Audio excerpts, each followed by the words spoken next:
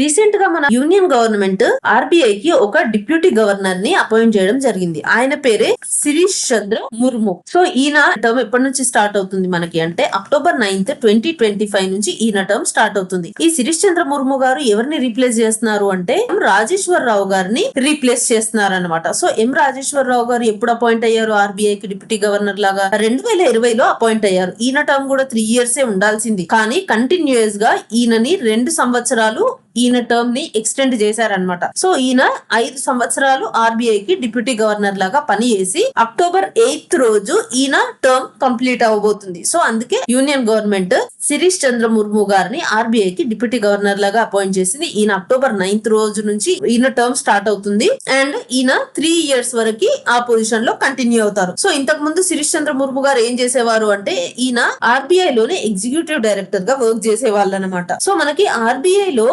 RBI act అని ఉంది. RBI act 1934 ప్రకారము ఆర్బీఐకి ఒక గవర్నర్ ఉండాలి అండ్ 4 డిప్యూటీ గవర్నర్లు ఉండాలి. సో ఇప్పుడు మనకి ఒక డిప్యూటీ గవర్నర్ వచ్చేసి శిరీష్ చంద్ర ముర్ము గారు. సో మిగతా 3 డిప్యూటీ గవర్నర్లు ఎవరు అంటే టి రవిశంకర్ గారు, జె స్వామినాథన్ అండ్ ఇంకొక పర్సన్ వచ్చేసి పూనం గుప్తా. సో వీళ్ళు 4 ఆర్బీఐ కి డిప్యూటీ గవర్నర్లు అన్నమాట. సో ఆర్బీఐ గవర్నర్ ఎవరు ప్రెసెంట్ సంజయ్ మల్హోత్రా. సో సంజయ్ మల్హోత్రా అనే అతను ఆర్బీఐ కి 26th గవర్నర్ అనమాట. ఓకే, ఇది మన ఆర్బీఐ గవర్నర్ డిప్యూటీ గవర్నర్ గురించి. సో ఆర్బీఐకి గవర్నర్ ని గానీ డిప్యూటీ గవర్నర్ ని గానీ మన యూనియన్ గవర్నమెంటే అపాయింట్ చేస్తుంది, అంటే సెంట్రల్ గవర్నమెంటే అపాయింట్ చేస్తుంది.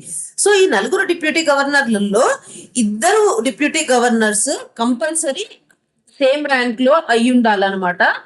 అండ్ ఒక డిప్యూటీ గవర్నర్ వచ్చేసి కమర్షియల్ బ్యాంకింగ్ సెక్టర్ వాళ్ళ అయి ఉండాలి అండ్ ఇంకొక డిప్యూటీ గవర్నర్ వచ్చేసి మనకి ఎకానమిస్ట్ అయి ఉండాలి అనమాట. సో వీళ్ళు ఈ స్పెషలైజేషన్ కలిగి ఉన్న వాళ్ళని 4 డిప్యూటీ గవర్నర్ల లాగా నియమిస్తారనమాట.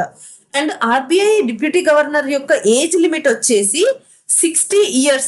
కొన్ని ఎక్సెప్షనల్ కేసెస్ లో ఎక్సెప్షనల్ క్యాండిడేట్స్ కి ఈ 60 years ఏజ్ క్రైటీరియా అనేది రిలాక్స్ చేయడం జరుగుతుంది. మనకి ఆర్బీఐ ఎప్పుడు ఎస్టాబ్లిష్ అయింది?